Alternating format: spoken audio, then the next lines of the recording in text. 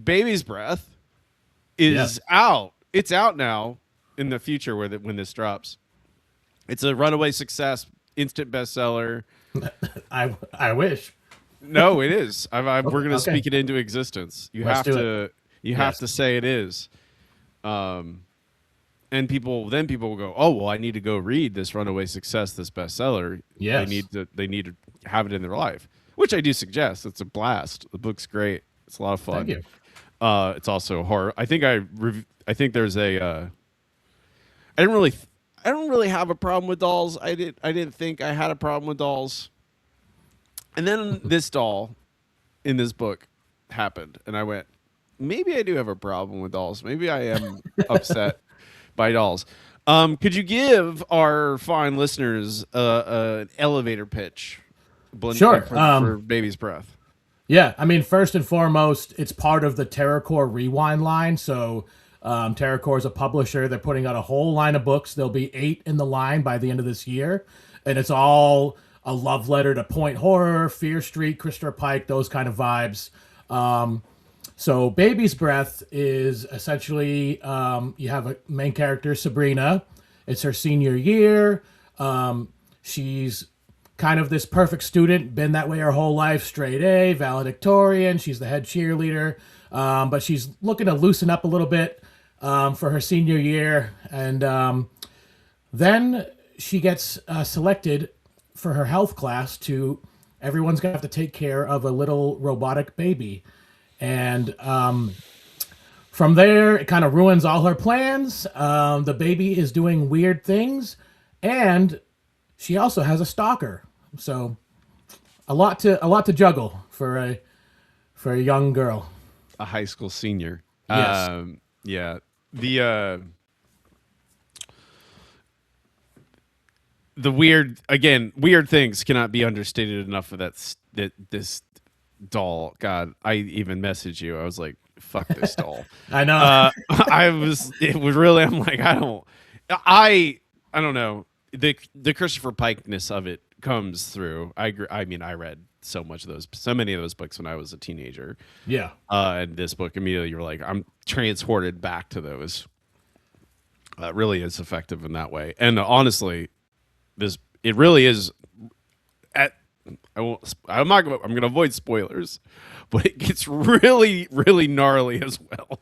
Which I mean, I appreciate, but I was not necessarily expecting that. Yeah. But I mean, I've had quite a few reviewers that I mean, most people like, yo, that ending. Because again, I this is really my bread and butter. I love the point books. I love Fear Street. I mean, I love Goosebumps too, but I really wanted to, as best as I could, evoke the feelings of reading a point book, but I wanted to elevate it a little bit more. Because also most of the people that grew up on those books, they're all grown now. So I wanted to kind of take those same feelings, those same vibes, but just kind of bring it up a little bit more. So yeah. I think it was that I don't know the idea of a YA horror book is I don't know. It feels like I mean I've had a run of people who are publishing YA horror, but the line I think the between a YA book and an adult book is as thin as it's ever been, as blurry Yeah. as it's ever been. A lot of people are reading. I go back and forth. I read adult horror, but I also read YA horror, and I'm like, there's not that much of a difference, Not really. not really. I mean, you usually I find usually it's more just like younger characters, but especially nowadays you have these spicy books coming out, and you have some pretty crazy raunchy stuff in books that are marketed towards teenagers essentially. I've mentioned it on the air at one point, but like I was getting back into horror years ago now, but I read a YA horror book, and I'm like, it had full on like torture scenes in it, like explicit, like Yeah. Saw, Hostel, like Eli Roth, like that. I'm like, oh, I guess that's just what this is now. When I was Yeah. a kid, it was it was the Christopher Pikes, it was that, and now it's Now it's just like, no, we just write it's adult horror with a teen protagonist, effectively. Yeah. I don't know if it is the case, but I kind of chalk it up to um, just the way the world has kind of gone on and people are more desensitized. Yeah. It's a pretty violent world that we live in. So I imagine it's a little indicative of that, is that that's what Yeah. people are dealing with on a daily basis. So what's a horror story where, I don't know, someone's getting ripped apart or something like that. Yeah. And it's, I don't know, it is, I think teens, if teens are reading these books, they're going to be more sophisticated in a way. There's just more information. They have the internet. Yeah. I had a dial up AOL. It's not I really the Same. same. Yeah. Um, I want to ask about pace, because this is fast paced, thriller pacing of the story. How did you? How much thought did you put to that? How did you manage that? Were you keeping an eye on, like, I need to keep this pace up, or I need to slow down the story a little bit? Were those moments in that? Was that how much thought went into that? I will say I'm very much a pantser when it comes to writing. So I have certain beats in my head, but a lot of it is just kind of coming to me. And it's funny that you mentioned that it's kind of fast-paced thriller, because I've had a couple people say that they wish the baby came into the story sooner. I'm very much a slow burn, build the atmosphere type of person. That's what I love to read. That's what I love to write. And it's not the first time that I've had people say that, like, some of my stuff is a little slow getting there. But to me, that's what I love, is, you're kind of building this atmosphere, this world, these characters, and then when stuff starts happening, it all kind of melts together. But yeah, I guess really I just was kind of going with it. Is the best answer I can give you. I had certain ideas in my head, but I really wanted to build up at the start, who kind of Sabrina was, what her world is like, her friends, her family, what the school is like, and kind of drop in little things here and there of oh, that's a little strange, and her dealing with the stalker, and then once the baby comes into play, it's kind of just adding more on top of that, because she's already dealing with other stuff. The baby is kind of isn't the main focus at the start, but then it's just kind of like another thing thrown in there that she has to deal with. I mean, I if people are saying this is too slow paced, I don't know what they want. Like, it's like a roller coaster a roller coaster has to climb first. Yeah, It can't. You don't start at the top and then go down immediately. It's there is, and, like, I don't know. She has a stalker from the very beginning of the yeah, story. She has, the, like, there. It's not like nothing's happening, but I mean it is. But I I read this in one sitting. I read the whole book in one sitting, and I was like, because I was like, oh, it keeps going. What's gonna happen next? Yeah, I mean, it yeah. has that page turner thing to it. I don't know. It's about how much thought I often, I'm like, should I? I don't know. It's that, like, how much concern do I have when I'm writing a story, like, about a reader's, sometimes, well, I need this chapter to be slow. It Yeah. needs to establish something here. It's not gonna be. We're not gonna do the coaster that shoots you out of the tunnel at 60 miles an hour, even though those do exist now. Which I'm not. They, yeah, In. I went on one at Dollywood.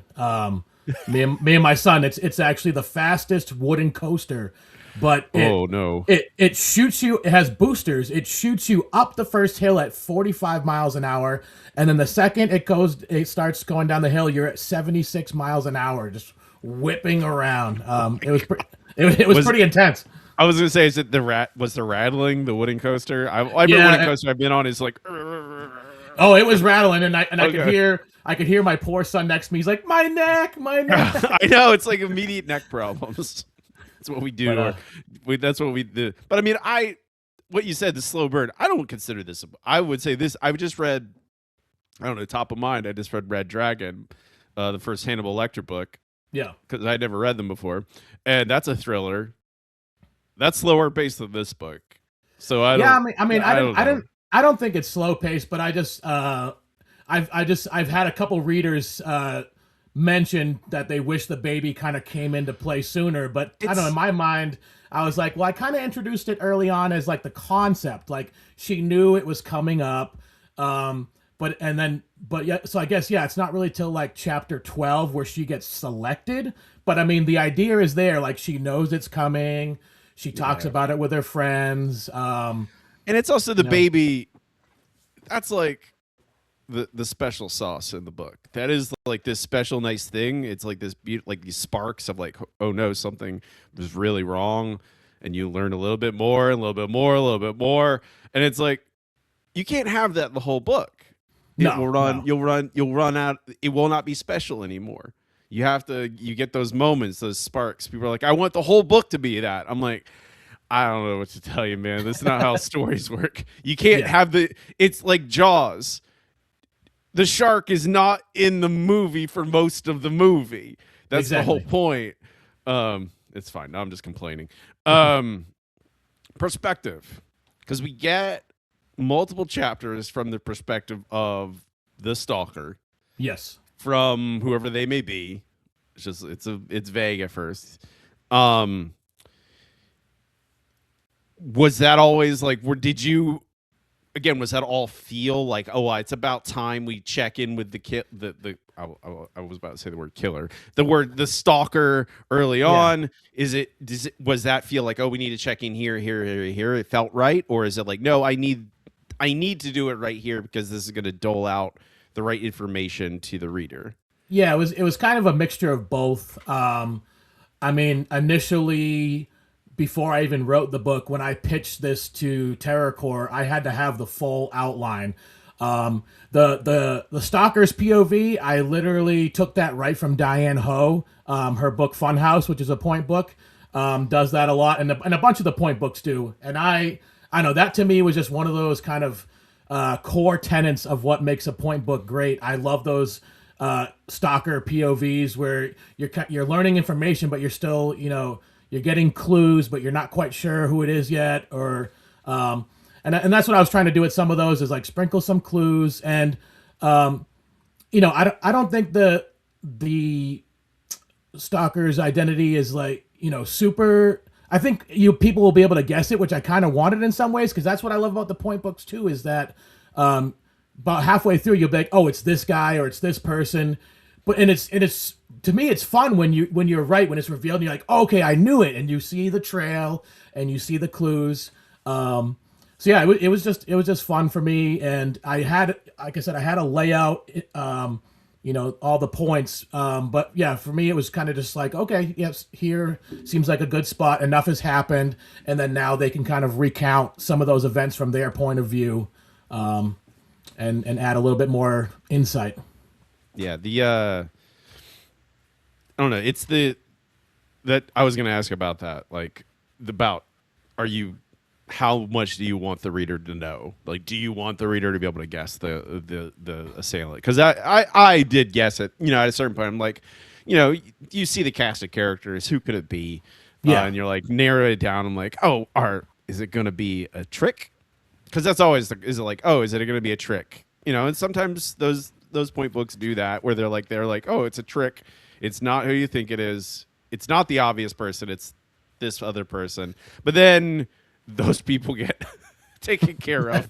yeah. So I'm like, okay, no, no, I know who it is. Did you have to dial back information at all as you were writing? Like, oh, this is too obvious to tell, or you did not? Was that not a concern? Sometimes I did wonder, because it was like I didn't want it to be too easy, but at the same time, I'm not trying to completely conceal this identity, because like I said, I think it's fun when you see it. You're like, oh.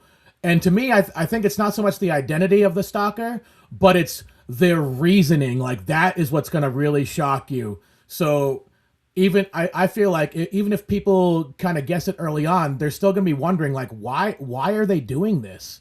Yeah. And that's what's really, to me, more of the punch, is like the why.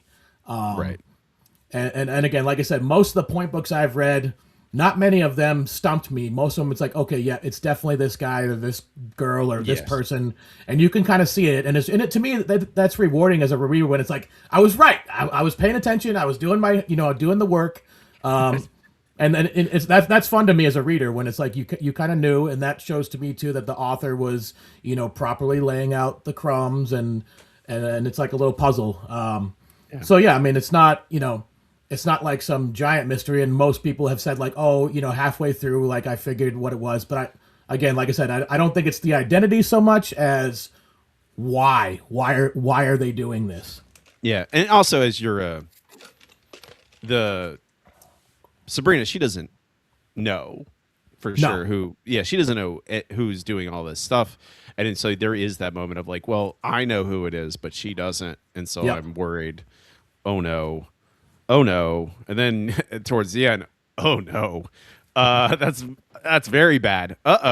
Um, themes, the themes of I really love. I think this book does a really good job. It's not like I don't know. I get such a big variety of books on this podcast. Some are like Oh yeah. more fun, which is I would say describes your book. It's more of a fun ride. It's again I would. It's a thriller pacing. It's exciting. It's a blast. It's gnarly.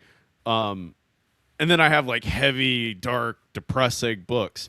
But this book does do an excellent job at demonstrating how absurd it is that we are giving dolls to teenagers. Yeah. Here, you're going to be a parent one day. And I'm like, one, they're children, they're teenagers. And like, Yeah. and the absurdity of health class, like, specifically the health class of this, where it's like, don't have sex, and there's a baby, and it's gonna torture you, and you're like, this is what we want to teach children about parenthood? Is that they I have know. to? I mean, hopefully for some though, it could be a good deterrent to just not do it so young. Right. But I never had to do it, but like I do remember that they did do this stuff in my high school. Like I remember seeing people having to. They had like a little baby. It wasn't obviously doing the things that the doll Yeah, does in it's this not book, this. It's not this doll.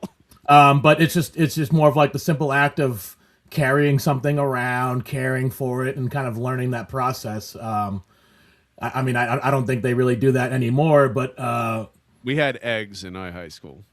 eggs, okay. People had to carry on an egg. It wasn't a doll. It was just like, here, That you have to protect this egg. that seems like it could get a little messy though.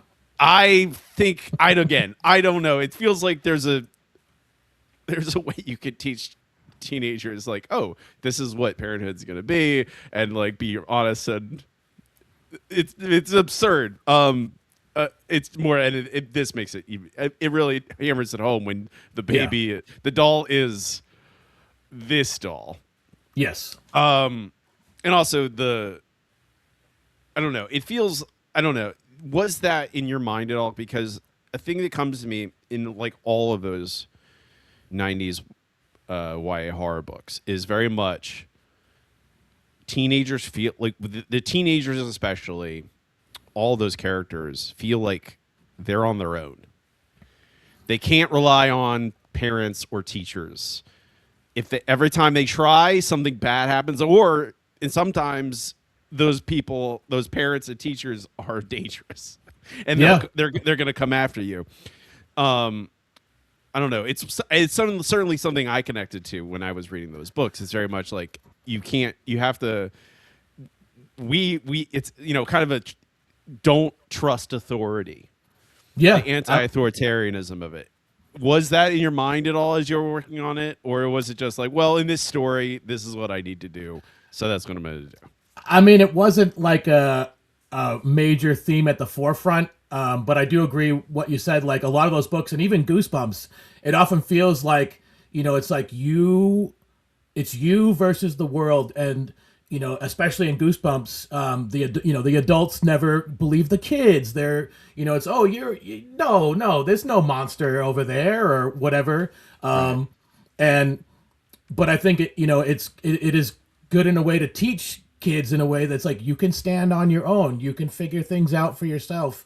You don't have to necessarily rely, because not everyone has either trustworthy parents or authority figures or what have you. And I mean, especially in regards to Sabrina, I don't know. She kind of already, in some way, it's like in some ways she kind of stands on her own, but also, you have her parents with all these little kitschy phrases that they've always been instilling in her. They've been kind of crafting her to be this way, and she's tried to break out of that a little bit.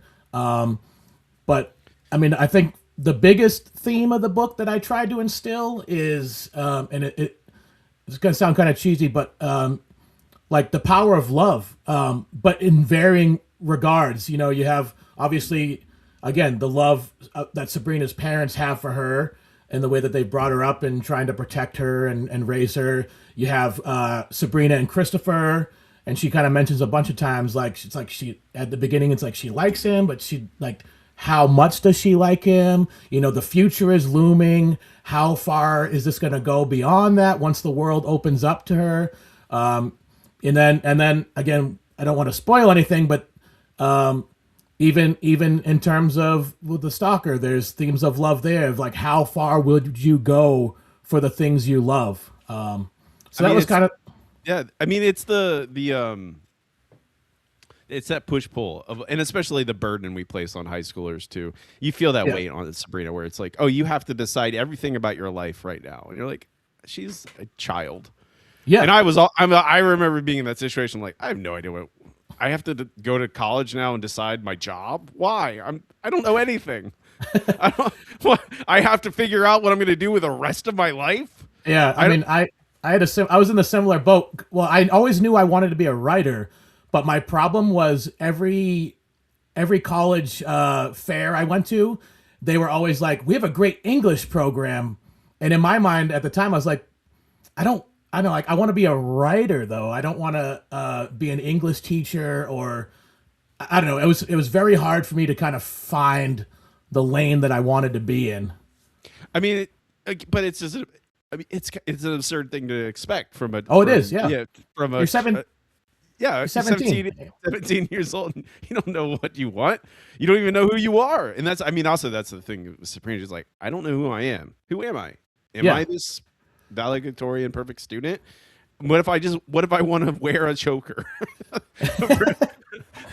Which is all. I mean, sometimes that is the thing when you're in high school. You're like, today I'm gonna start. I mean, not with Sabrina, but me, it's like, I'm gonna start growing facial hair. Let's see what happens. And then everyone's like, why do you look like that? Like, I mean, I don't know.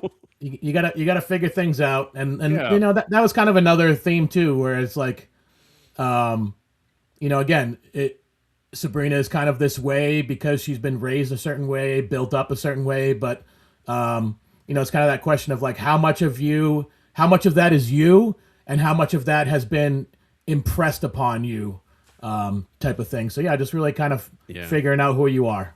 Yeah. And I can't emphasize enough that stupid doll. I hate it so much. There's spoilers, the things I would say, but there's a couple scenes that legitimately I'm like, oh no, I don't want that. And I'm as desensitized as it gets. I can't. I'm dark and bitter and hardened, and I'm still like, ugh. Oh God! I think it's that doll. I don't know, baby dolls. I guess they are creepy. Yeah, right? It is, but I think it's also that it is.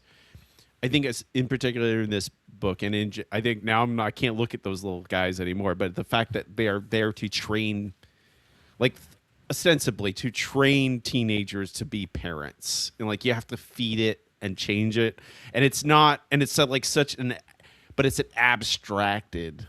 Yeah, it's an abstracted way of like feeding a child. Like no child feeds like this. No child, like when you describe the fact that like it pees, but it's not. It doesn't work like a baby. It just liquid comes out of it. You're like, that's not.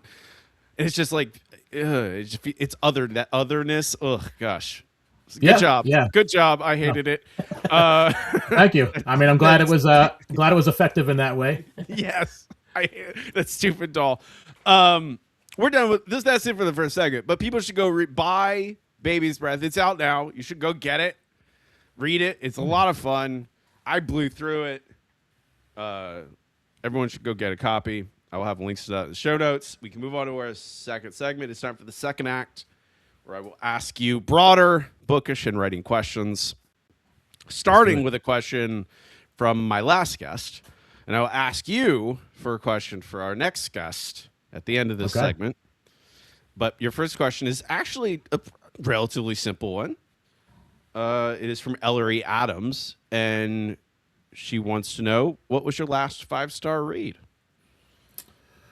My last 5-star read. Yeah, you're a superstar, grand slam read, I guess. Yeah, of course, it's like one of those questions where you ask me that and my mind just goes blank. It's like, I've never read a book before. I've never read a book. I guess the one that immediately comes to my mind that really impressed me was A Blackened Heart, A Blackened Soul by John Ward. Because he writes the Scareville book, so him and I are kind of in a very similar camp, because I also write a middle grade series called Bumps of the Night. But that was his first adult novel. And honestly, I'm in the same, like what you said, I'm pretty desensitized. I've been around the block. I've seen some things. But I don't get scared from books that often, but like, I don't know, this book was scary. It had a lot of tense moments. You read in chapters, you're kind of like, oh shit, did I hear something? So yeah, I thought he did an excellent job pivoting from middle grade to adult, and very effective. And I know he's like does paranormal investigating that has a big aspect of the book. So I don't know, just cool to see he's pulling from a lot of real life experience, and you can tell that he knows this stuff, and it's very effective. I bought that book from him at AuthorCon, so it's on my TBR. Awesome. Excellent. Yeah. We talked to him a bit about it there. So the cover immediately grabbed me. Yeah, like, that cover looks so good. Yeah. So I was like, I need to read it. I need to buy it. Yeah, it's definitely a great read, and again, like I said, it's just cool to see, because I imagine it's probably not easy if you're used to writing kind of more middle grade and then trying to pivot to adult and be that effective, on your first run out the gate. So excellent job. It's not an easy thing to do. No. Pivot between age groups. People who do that, I'm always very impressed. It's tricky. Like you're reframing a lot of stuff. Oh yeah. When you're writing for different age groups. My next question is a question I ask everyone. I guess a connected question to that question is, who's an author or authors people should be reading? More people should be reading. Yeah, I do have a couple I want to shout out. The first one is one of my favorite writers, and I feel like not many people are aware of her. Her name is Amy Bender.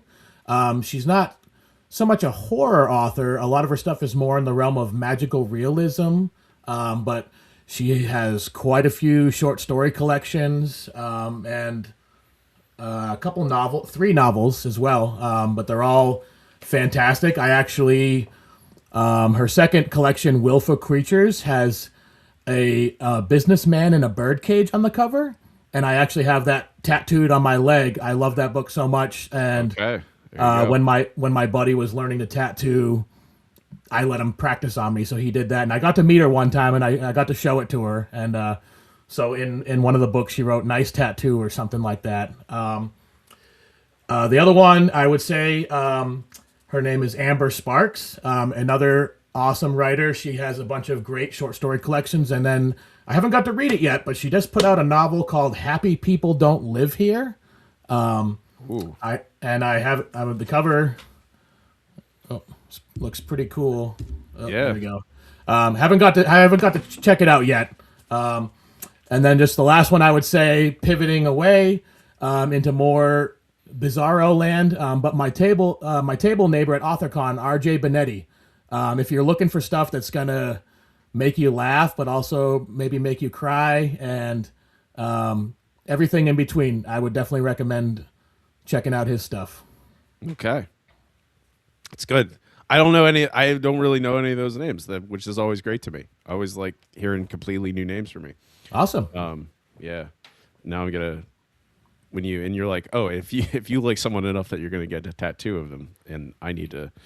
I'm always interested in more like fabulism and magical realism. That's Yeah, like, her stuff is incredible. And I've been a fan for probably 20 years now, but it's a name that I don't ever hear anybody talk about.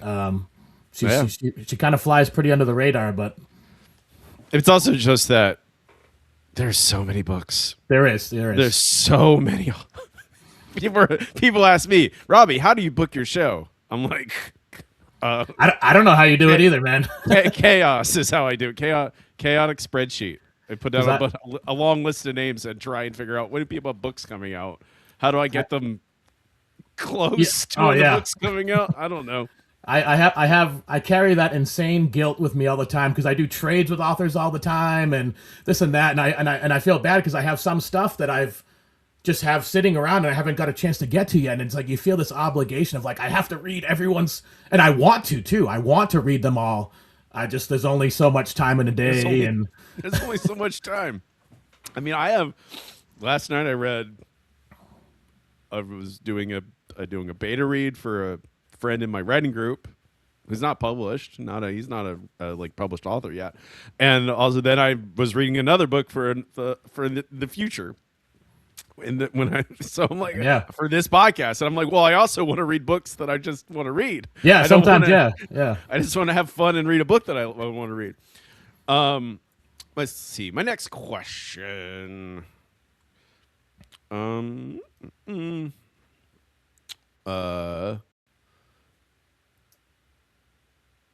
you listen to music while you write, and do you use its cadence or mood in your writing? I do, not all the time, but I'll usually put on something that kind of does evoke the mood of what I'm trying to do. I will actually say for Baby's Breath, there's I think it's just a guy, but the artist is called VHS Glitch, and they do kind of just synth wave kind of stuff, 80s horror soundtrack sounding kind of stuff. But he put out this newer EP. It was only 4 songs, but like that was basically the soundtrack for Baby's Breath. I listened to that all the time while I was writing this. Between that, and then there are a couple of 90s songs that are referenced in the book that I would occasionally put on too to kind of just keep me in that headspace and that mood. Yeah, Closer is specifically a pretty meaningful. There's a pretty pivotal scene with Closer by Nine Inch Nails, which is again very appropriate. Yes. Trent Reznor, my we're here to have a bad time. That's my Trent Reznor. We're here to have a bad time. I need that. Like I was speaking of AuthorCon, I was talking about that with people. I'm like, that's the kind of books I like. We're here to have a bad time. We're not here to have a bad time. But you can still have a good time having a bad time during that bad time. Yes. Yeah, exactly. What's a practice that helps keep your writing momentum going? I think for me, it's really just kind of holding yourself accountable. I will say I'm not super conventional in a lot of ways. I don't necessarily have a writing schedule. Writing is not my full-time job. I'm by day, I'm a service technician for the gas company. I have an 11-year-old son, so I have a family, so there's a lot going on. The fact that I even wrote like 5 books in the last year and a half, when I really step back, I'm like, wow, how did I even do that? Yeah. But one at a time. That's usually when people look at my books and they're like, you wrote so many. How did you do that? I'm like, one at a time. Yeah. Yeah. But that's really, I guess that's really it, is just kind of keeping yourself accountable and pushing through. Cause there's so many days where it's like, okay, I have this little window of time to write. I don't really want to right now. I'm kind of tired, that I've already had a day, but you got to kind of push through that initial, your brain kind of being like, we're not feeling like it right now sometimes. Because what's that phrase? It's like, you can't edit an empty page, or something along those lines, where Yeah. you can have a badly written story, but you can fix that up, but you can't fix up an empty page. Yeah. So Accountability. yes. It's important. I don't Yep. know. I sometimes swear I have too much accountability for myself. I put too much pressure on me. How has your writing changed since you first started writing and since you started publishing? I think for me, it's really just been actually getting things done, and also, how to pace a book. Like, for instance, the first Bumps in the Night book, that took me a year and a half. And again, at the time, I didn't really have a community. I didn't have people to bounce things off of. It was just kind of me alone, in the trenches. But since then, now I've kind of found a community. I've met tons of other authors. I have people I can reach out to. But also, just from writing that book, with each one, I kind of learn a little bit more of like, okay, this is how I could do this a little better. This is how I could, consolidate this down.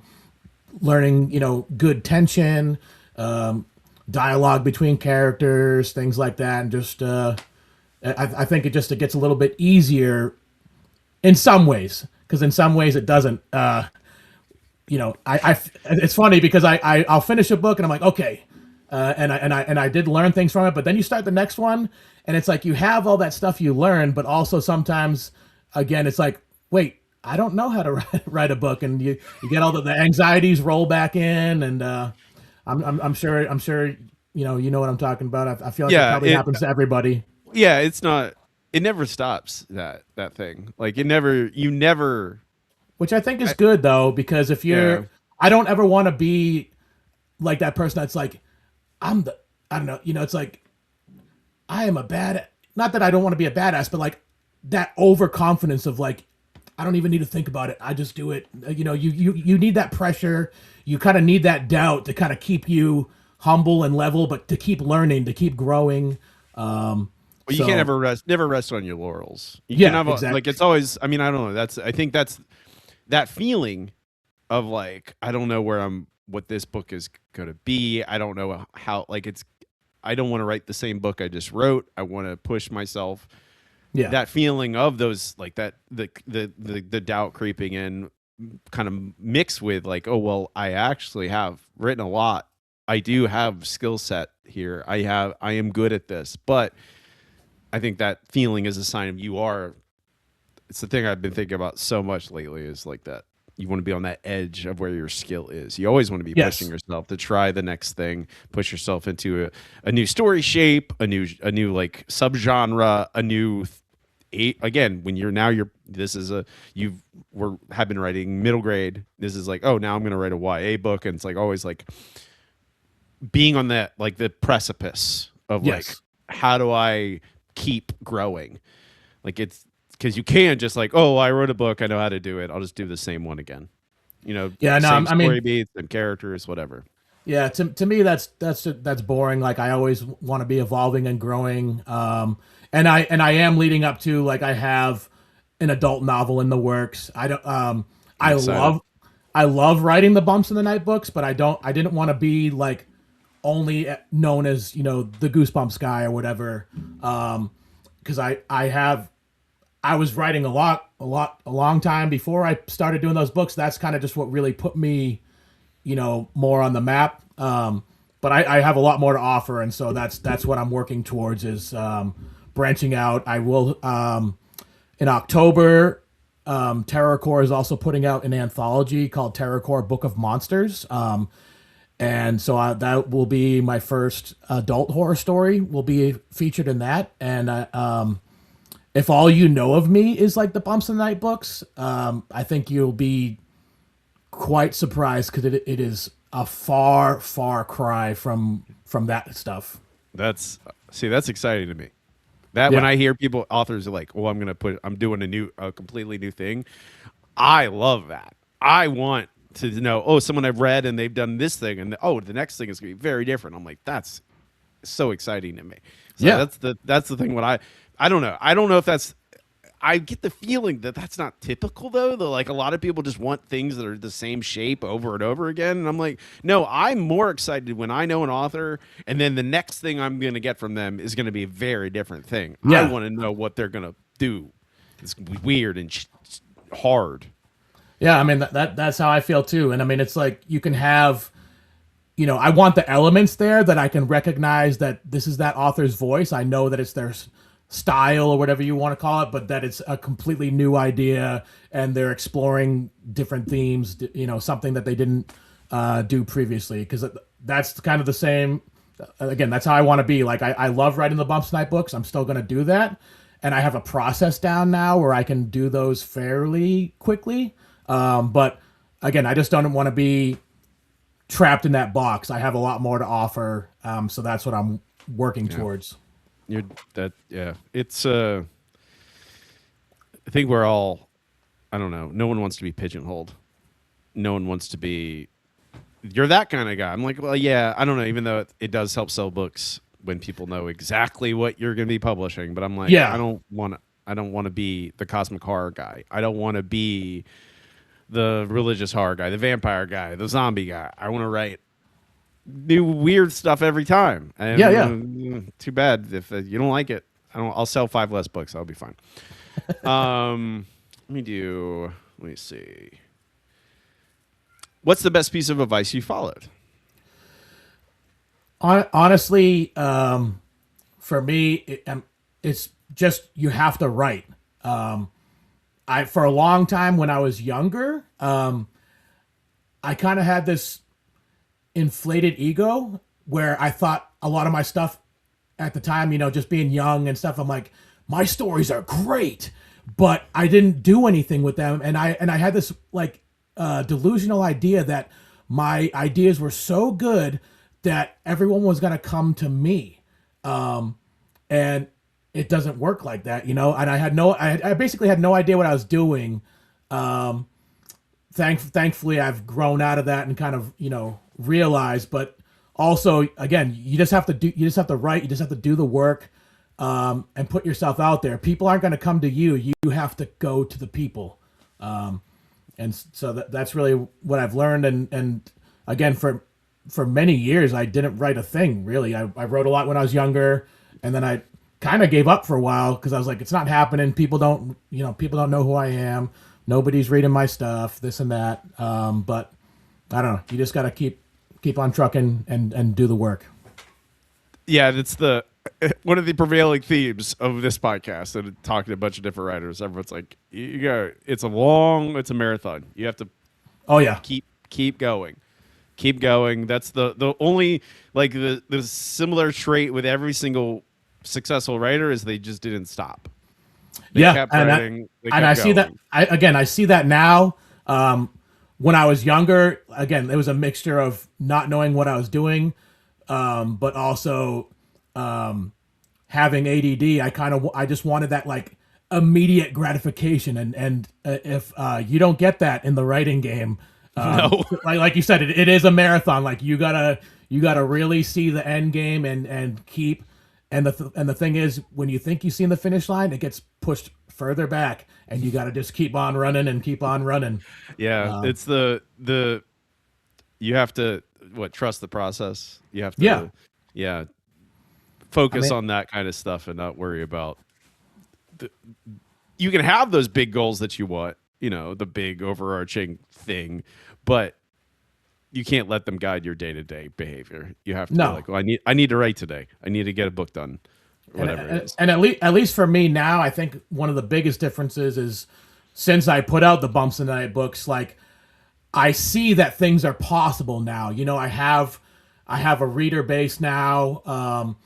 I have, people that are fans of my work. I've met other authors that I feel like I can call them friends, which I'd had none of that beforehand. So it makes it easier for me to want to write when I feel like I know that what I put out there is going to actually reach people that I can, achieve the goals that I have set out now. Yeah, it does help. I mean, it's also like getting started is the hardest. It is, yeah. It's like those. It's the you see the like indoor like cycling where people are and the bikes have no gears, so they're like they have to get the bike started and they're impossibly slow at first because you're like it takes so much force, but then once you get going, you can. It's a little bit. Maybe not easier. It is simpler. I think it's like you're just like I have to kind of make decisions about my career and what I want to work on and how I want to try and publish things, but it's not as like, well, it's you have a peek at like, oh, this is what publishing is like. You're not in the dark anymore. Nope. Let's see. What is your question for our next guest? I guess the question I would ask is, what was the moment for you where you felt like you have stepped in, like you're a writer, you're an author now? Like, was there a specific moment where it finally felt real to you, and what was that moment? Okay, that's a good question. I like that. I might steal that. Do it up to make for the list. It might make the list, at least for a bit. Sometimes I like to change up some of the. I don't know. I have my favorite questions, but then I like some of the sprinkle in different ones. Okay, that's it for our second segment. We can move on to our final segment. Let's do it. It's time for blood. It's time for hardship. It's time for struggle, for trouble. Could be issues with mechanical nuts and bolts things like I don't know how to finish this scene. It could be social media. It could be marketing. It could be business. It could be ethos or philosophy. It could be something you just want to complain about. That's completely fine too. What's on top of mind? For me, at least, in terms of baby's breath, the difficulties I had with that was, I will say I never had to work on a deadline before, because everything else, before that was just my own certain deadlines, but I'm not beholden to those really, except for whatever I set for myself. But if I don't make it, then I don't make it. But so that was interesting and definitely anxiety inducing because. I will say, I remember the first check-in with the publisher. I was on vacation and I was in the cabin, like trying to get some stuff done so I could at least show something. And then even right up until the end, when the first draft of the full manuscript was due, that weekend I was in Maryland at the Fright Reads Book Festival, and I still had probably 6 chapters left to write, and I was at my table, while nobody's, coming by, and just cranking, and it was like down to the wire. So it was a bit of a struggle for me to kind of adjust to that. Do you think did the presence of a deadline change your kind of process at all? Did it change how you were writing? Did you feel that? Did it slow you down at all? I think it just spurred me to get it done more because I in my mind, also, this was the first time I've had something published like through a publisher, and with it being this is actually Baby's Breath is the second book in the line, but with it being one of the first books, I'm like, this is going to be, this is the people's first taste of this line. Like, you have to nail this. So that was what was really driving me, is just that pressure. But it was good for me, to get it done. I just wasn't used to it, and that kind of, I already put pressure on myself to begin with. So, with that extra weight on the shoulders. I don't know. Some people, I know that there are people when you give them a deadline, they don't. It hurts them. It makes them work slower. They feel that pressure. They feel the burden of it, and it shuts them down some way somehow. Yeah. I don't work like that. I could easily have. I mean, I give myself deadlines for all my work, regardless of whatever it's for, and it works. It makes, again, like what you said, it makes me like, oh, I need to get this done. Let's get to work. Yeah, exactly. And I kind of have that ADD superpower where the less time I have, the more productive I can be. And that's why I think it's important to have those deadlines, because I'm totally the type of person too where if I didn't have one, it's like, yeah, I can do that tomorrow. And then tomorrow comes and yeah, well, I'll get to, I get all this time, so having that deadline, and especially again, like that extra pressure of this is one of the first books in the line. This is what's going to set the precedent and the tone. So you have to nail it. And that's what really pushed me. It absolutely feels right. The Baby's Breath does, certainly. It completely, like, it captures exactly that feeling, the 90s Christopher Pike style, whatever you want to call that. Yeah. It really does. Like it delivers the nostalgia really well. But also, I don't know, it feels like it does, like you said, elevates it. It gets us a little that little bit, the step up, which is again, because you can just go read those books. If you really want them, you can just go read all those Christopher Pike, The Point of Heart. You can read all those books. But if you're going to get new stuff, it has to be, deliver a little bit more, which I think this is what this does. And it's honestly going to get, I already follow Terrorcore. Like, I'm like, it is more of like, I want to, and the covers are so good too. Yeah. Yeah. Austin's an amazing artist. Like like a lot of times I'm just a sucker for like pulpy horror covers, and I wasn't like, I don't care if the book's good. I just want the cover. I just like, oh, that cover's awesome. But I feel like you achieved that. Like, I feel like this does set a precedent for the rest of the line. Is that when you set a deadline for yourself for like for the Bumps books? Do you feel the same way, or is it just because it's not independent, so it's a little less pressure? I do only because I have certain goals and timelines, and with the Bumps books, like I really want to have a new book out every 3 to 4 months. That's the goal I set for myself, and I've, for the most part, stuck to that. Honestly, Baby's Breath was the only thing that kind of messed up that timeline last year. But again, I was writing another book, so in my mind I was like, that's okay to have a little, extended pause there. Yeah. I did 3 books a year for quite some time, and then I've slowed down significantly. I'm still writing a lot, but it's like I've changed how I want to publish. I'm trying to get an agent. Like, it's like you have to, if I'm self-publishing, I could do it faster, but for sure, I don't know. There's always the question of like, well, how often are people going to be buying books? It's like, I don't know. It's weird questions about pace of like, like there is certainly a thing in the market where it's like, what have you done for me lately? Oh, you haven't released a book in a while. People kind of forget about you, even though you're like, I have a bunch of books, man. Why you forget about me? I'm still here. I got so many books. It's tough. It's tough. Then you gotta, nowadays you gotta feed that algorithm, and otherwise you kind of get pushed aside very quickly. Yeah, exactly.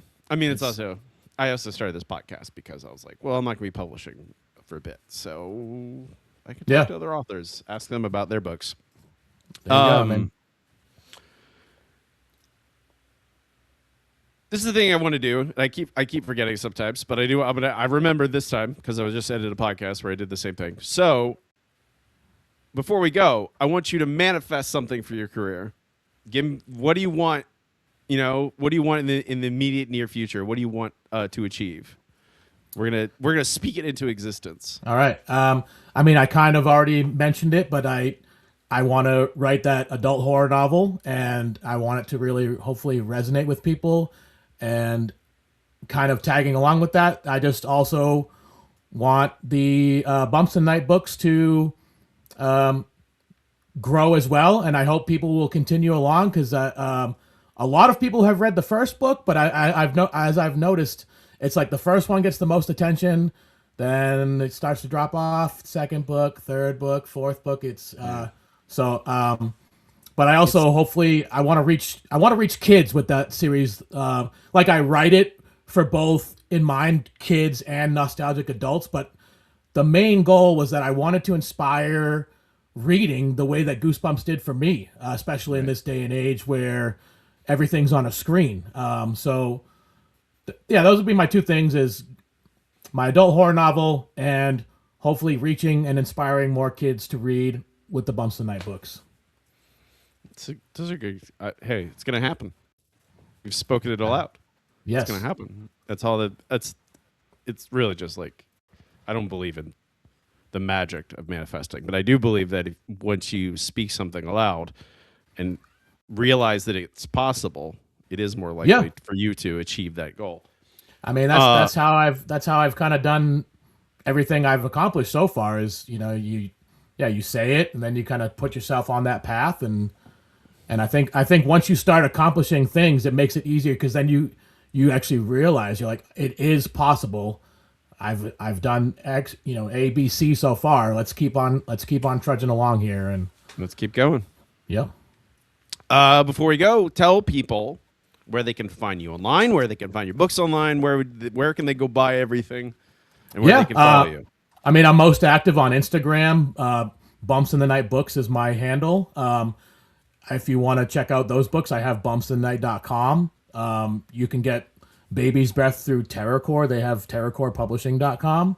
But yeah, I'm Instagram is where I'm most active. I'm on there all the time. You can shoot me a DM if you want to chat. I'm not just trying to show my books on there nonstop. Like I'm constantly sharing stuff from my personal collection. I love collecting vintage YA horror. It's really impressive. I want to say your collection is really impressive.